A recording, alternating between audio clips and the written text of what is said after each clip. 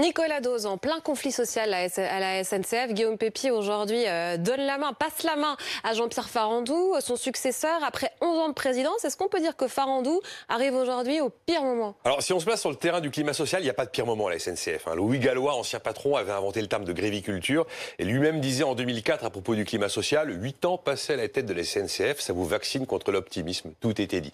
Après, si on se place sur la chronologie ferroviaire, là, le moment est totalement historique. En janvier, nouveau statut pour la SNCF qui n'a plus la garantie financière de l'État.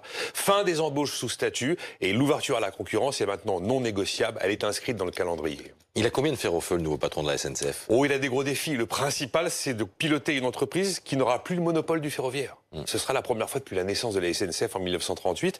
Le deuxième défi très important, c'est de boucler l'énorme négociation sur les futures conditions sociales du travail de cheminot en France. Que ce cheminot il soit SNCF ou qu'il soit issu d'un concurrent. Et le troisième grand défi, c'est que quand vous n'avez plus la garantie financière de l'État, vous ne pouvez plus vivre au crochet de l'impôt et vous devez faire des gains de productivité, gagner plus d'argent. Après, il faut évidemment continuer à rénover le réseau et en développant la compagnie à l'international, mais j'ai envie de dire que pour l'usager ou le client plutôt, le défi numéro 1, c'est que les trains partent et arrivent à l'heure.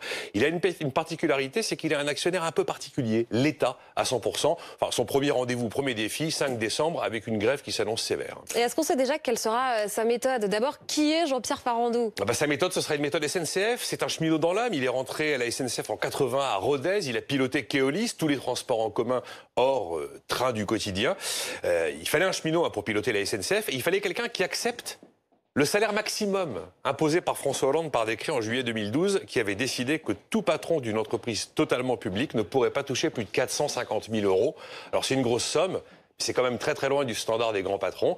On a là affaire à un ingénieur des mines qui est originaire de Bordeaux, qui a 62 ans et qui prend la tête d'une compagnie de 272 000 personnes, dont 210 000 en France, qui réalise 33 milliards d'euros de chiffre d'affaires dans 120 pays et qui aujourd'hui transporte 15 millions de personnes tous les jours, dont 5 millions en France.